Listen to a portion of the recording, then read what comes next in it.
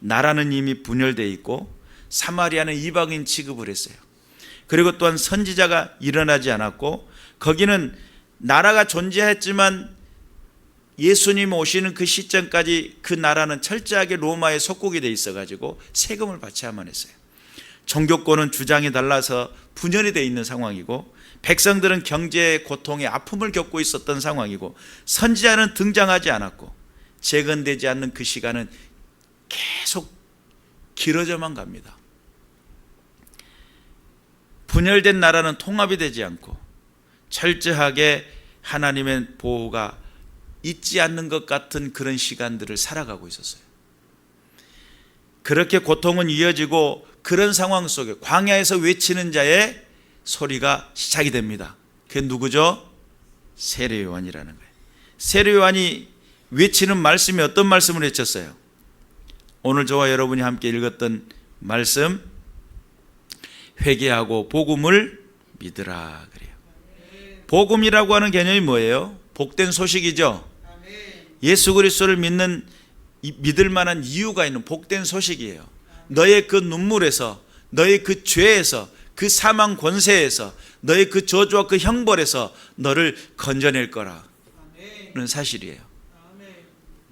예수 그리스도를 통해서 엄청난 사건이 일어난 거예요. 내가 새로운 삶을 살고 이전 것은 지나갔으니 보라 새 것이 되었다라고 하는 엄청난 사건이 일어나게 되는 상황에 돌아온 겁니다. 그러면 기회가 주어진 거죠. 그런데 이 기회 앞에 세례 요한은 무엇을 이야기하냐면 회개하고라고 외칩니다. 회개라는 개념이 뭐예요? 후회하는 겁니까? 회개는 후회하는 것으로 끝나지 않습니다. 내 자신의 죄를 명확히 이해하고 내가 도대체 어떤 삶을 살고 있었는지를 명확히 안 다음에 거기서 돌이키라는 뜻이에요. 예수 그리스도를 믿는 것이 예배당에 나와서 예배 드리는 것으로만 끝나는 게 아닙니다. 내가 하나님 생명이신 그분이 내 안에서 일을 하게 되고 생명이신 그분 앞에 그분의 말씀에 그분의 음성이 내 안에 들려져야 되고 내 안에서 그분이 하시고 싶어 하시는 그 일들에 대해서 관심을 갖고 내가 믿음을 가졌다는 것은 하나님의 존재를 믿는 것이고 하나님의 존재를 믿는다는 것은 그분의 말씀이 내 안에서 작용하게 된다는 것을 믿는다는 개념이에요. 믿음 그러면 나 좋은 교회 다니고 있으니까 나 믿는 사람이야 이렇게만 가지고 믿음을 다 해석할 수가 없어요. 진정한 믿음이라는 것은 생명 되신 그분이 내 삶 가운데 들어와야 돼요. 내 선택 가운데 들어와야 돼요. 내 생각 가운데 들어와야 돼요. 생명 되신 그분이 내 안에서 일하기 시작해야 돼요. 범사의 그를 인정하라. 그리하면 내 삶을 지도하신다는 거예요.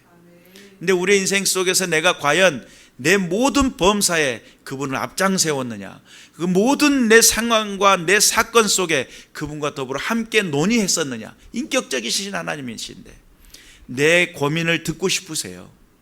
내 이야기에 내 스토리를 듣고 싶어 하신단 말이에요. 내 지금 현재 고민과 내 상황을 하나님은 듣고 싶으셔요. 그것을 함께 나누기를 원하시고 그 문제에 대해서 고민하기를 원하시고 나와 더불어 함께 하시는 그분께서 하나님이 되시기를 원하신다는 거예요. 너 그 문제 너의 힘으로는 어렵지만 내가 하면 나는 하나님이야. 나는 전지전능한 하나님이야. 내게 한번 맡겨볼 수 있겠니? 너는 나와 함께 하기를 원하니? 라고 하는 그런 질문들이 내게 들려져야 되고 그분과 더불어 함께하는 그 은혜 가운데 나가야 되는데 먼저는 무엇을 하냐면 그 놀라운 전능하신 하나님이 내게 베푸신 그 놀라운 은혜를 받고 누리기를 원한다고 한다면 뭐를 해야 돼요? 회개하고 내 죄가 무엇인지 명확하게 알고 내가 무엇을 지금 잘못하고 있는지를 명확하게 깨달아서 돌이켜야 된다는 거예요. 아이고 내가 그때 잘못했는데 후회하고 있는 것으로 회개가 전부가 아니에요. 회개라는 개념은 돌아서다는 거예요. 죄에서 돌아서고 잘못된 것에서 돌아서고 그런 다음에 용서를 구하는 겁니다. 하나님 제가 잘못했어요. 저 잘못했어요. 용서해 주세요. 라고 했을 때 하나님은 그 용서의 개념 아래 너 잘못한 거 알고 있지? 여러분 자녀들을 혼내킬 때도 그러잖아요. 잘못했어요. 뭘 잘못했는데 물어보잖아요. 너 지금 뭘 잘못했는데 안 물어봅니까? 잘못했어요 하면 뭘 잘못했는지 안 물어봐요? 반드시 물어보죠. 뭘 잘못했는지 이야기해봐. 제가 뭐 어쩌고 저쩌고 했고요, 어쩌고 저쩌고 했고요 막 이러면서 이야기를 하잖아요.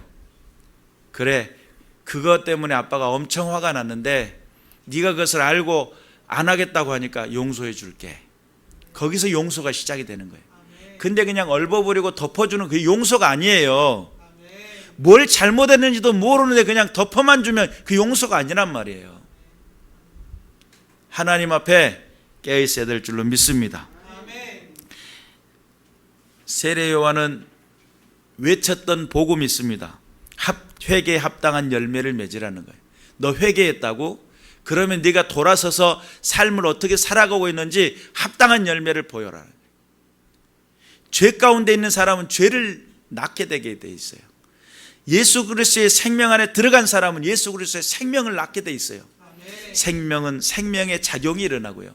그 생명의 작용은 생명을 또 다른 생명을 낳게 만들어요. 그렇기 때문에 회개에 합당한 열매가 없다면 회개가 일어난 것이 아니에요. 내 삶이 돌아서지 않았는데, 하나님 안에서 믿음의 삶을 결단하지 않았는데 어떻게 내 삶에 회개를 했다고 할 수 있겠느냐는 거예요. 그리고 또한 도끼가 이미 나무 뿌리에 놓였다는 거예요. 좋은 열매를 맺지 아니하는 나무마다 찍혀 불에 던져지리라. 세례 요한이 얼마나 강하게 이야기하는지. 도끼가 이미 나무 뿌리에 놓여 있대요. 주인은 그 도끼를 잡으면 그 줄기를 가차없이 내려 찍을 수 있는 그런 고난과 권세를 가지고 있는 분이세요. 그런데 우리에게 뭘 요구하세요? 너 정말 회개했다고? 정말 믿는 믿음의 삶을 살아가고 있다고? 그러면 거기에 합당한 열매가 있을 거야. 이게 세례 요한이 외쳤던 말씀이에요. 그리고 또한 손에 키를 들고 자기 타작 마당을 정하게 하사 알곡을 모아 곳간에 들이고 쭉정이는 꺼지지 않는 불에 태우시리라. 이것이 세례 요한이 외쳤던 복음의 메시지의 핵심입니다. 여러분, 예수 복음 앞에 섰습니까? 복음을 누리고 싶고 자녀의 권세를 누리고 싶고 하나님의 보호하심을 받고 하나님의 백성이 되고 싶습니까? 죄에서 돌아서야 됩니다. 죄에서 돌이켜야 됩니다.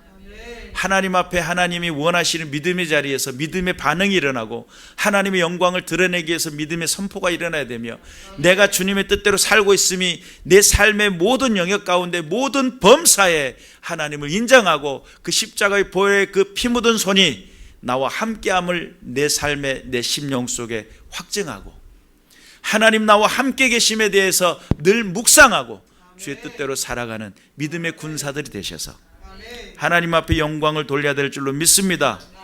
팀 켈러가 이야기했던 네 가지 용서는 진실을 말하는 데부터 시작되고, 내게 잘못한 사람을 불쌍히 여기는 것부터 시작되며, 그로 인해 손해를 자신이 부담하는 것이고 관계를 영영 끊는 게 아닙니다. 용서는 관계를 끊고 나를 잊어줘요, 이게 개념이 아니에요.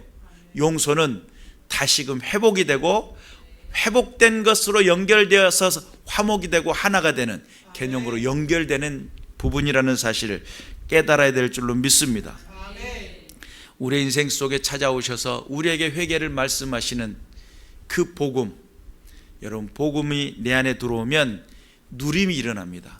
하나님의 자녀의 권세를 누리게 되고 하나님의 보호하심을 보게 되고 하나님이 나와 함께 하셔서 내 모든 삶의 현장 속에 형통이 일어나는 은혜의 세대가 있음을 깨달으시길 바라고, 우리의 삶 속에 그분을 요청하고 그분이 내 마음속에 들어오게 하시려면 내 모든 죄를 탈탈 털어가지고 주님 앞에 아뢰야 돼요. 그리고 하나님, 잘못했어요, 다시는 안 그럴게요, 하나님 나의 죄를 용서해 주세요 라고 하는 회복이 일어나야 돼요.